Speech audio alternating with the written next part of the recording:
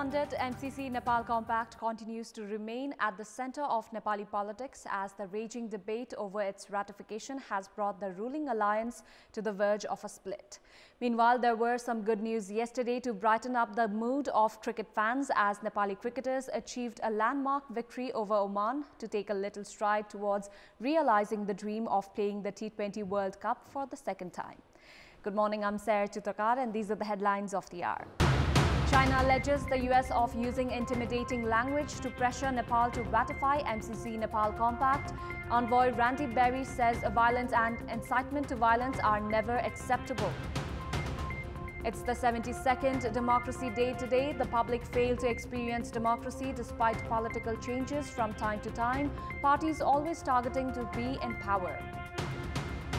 Storm Eunice claims 3 lives in the UK as one of the worst storms hit the country in decades.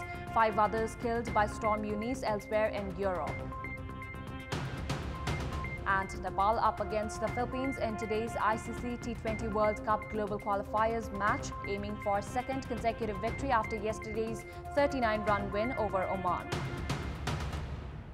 China, for the first time, has made its stand official on the controversy surrounding the American Grant Assistance Program, the Millennium Challenge Corporation, MCC-Nepal Compact. More in this report. Speaking at a weekly press conference on Friday, China's Foreign Ministry spokesperson Wang Wenbin said China opposed coercive diplomacy and actions that pursue selfish agenda at the expense of Nepal's sovereignty and interests. The Chinese spokesperson was asked whether China had any comments on a U.S. State Department spokesperson's statement of an impact on U.S.-Nepal bilateral relationship if Nepal failed to ratify the MCC Compact by February end. Chinese Foreign Ministry spokesperson Wang Wenbin added that MCC should be based on full respect for the will of the Nepali people and come with no political strings attached. The Chinese diplomat noted that, as Nepal's friendly close neighbor and development partner, China will, as always, support the Nepali people in choosing their development path independently, support Nepal in making the right choice in keeping with its national interests and people's will, and continue to provide assistance and support for the country's socio-economic development. Meanwhile, in a tweet, American ambassador to Nepal, Randy Berry, has expressed concern about protests against the MCC and its compact for Nepal. The U.S. was a strong supporter of free speech and public discourse based on fact, including on MCC. Ambassador Berry has added that the right to express one's views is intrinsic to democracy and people must be allowed to peacefully share their views. Envoy Berry said violence and incitement to violence were never acceptable in a tweet that came just hours after the Chinese statement on MCC.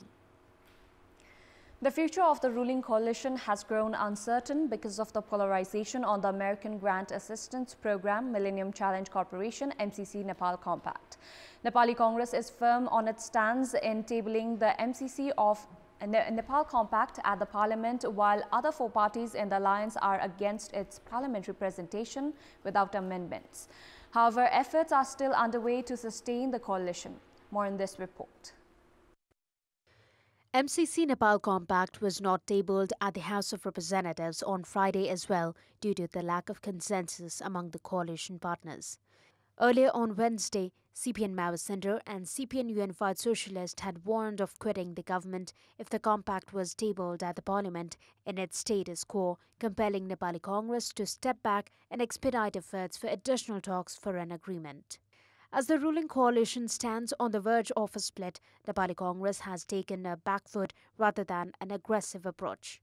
The largest party of the coalition, Nepali Congress, is in favor of ratification of the MCC-Nepal Compact and sustaining the coalition at the same time. Other coalition parties are in favor of keeping the compact on hold for now to provide continuity to the alliance. Even as the Maoist Centre has warned of the split of the coalition if the MCC is tabled in its present form, Unified Socialist has claimed that the alliance will be sustained despite polarization on the compact. Maoist Centre and Unified Socialist have also been claiming of legal complications for the parliamentary presentation of the compact. A series of discussions continue to extend among the coalition partners, while a common stand on the compact continues to remain elusive. It's the 72nd Democracy Day today. The day is celebrated on the occasion of the end of the 104-year-long Rana regime in the Nepalese year 2007 after the People's Movement. Democracy Day is celebrated on the 7th day of the Nepali calendar month of Fagun. Democracy was established in Nepal after the People's Movement. The struggle established that the public should have direct reach to state power and that the nation's sovereignty lies in the people.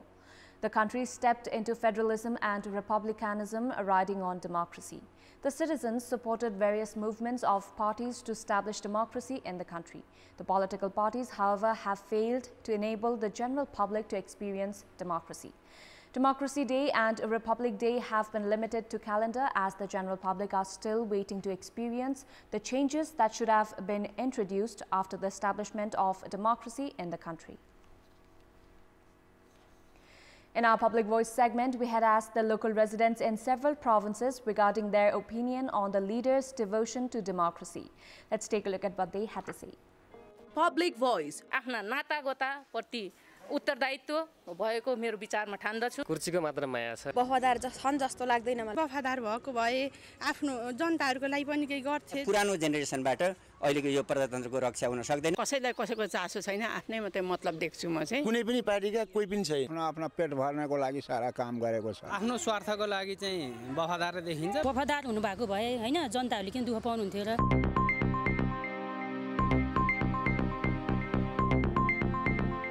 Time now for our segment, Public Pulse, where you text us with your opinion. Public Pulse.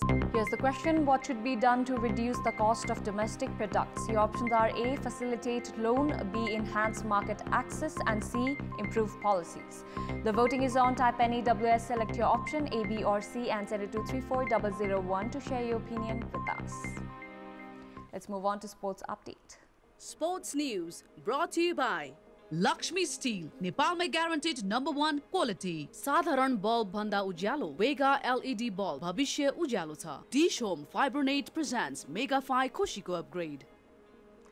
Nepal are up against the Philippines in today's ICC T20 World Cup Global Qualifiers match.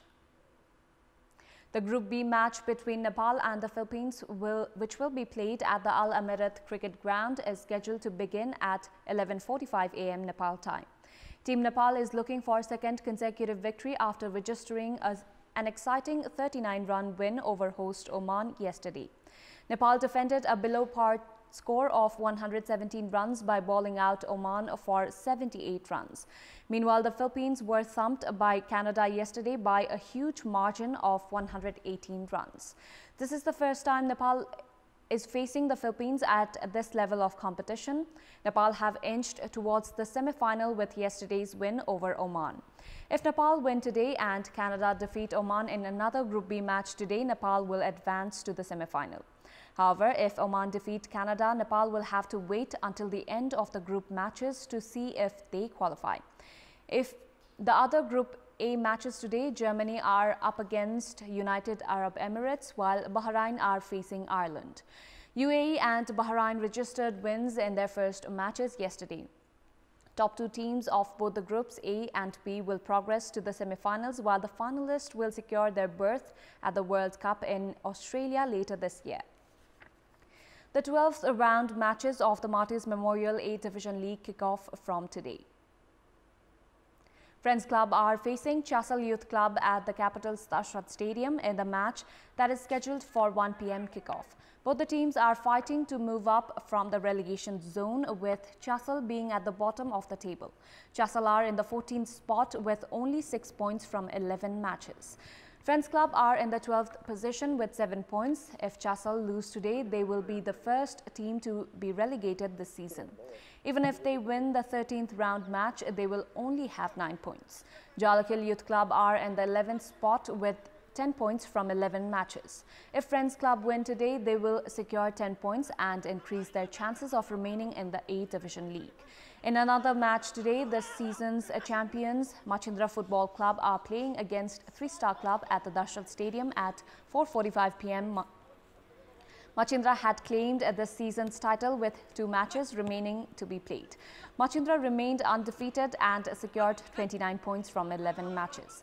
If 3-star win today, they will climb to the 2nd spot of the points table. 3-star are currently 4th with 18 points. Manang Marshangdi are 2nd with 20 points, while 3-1 Army are 3rd with 19 points. That's all for the moment. Thank you for watching. Have a great day.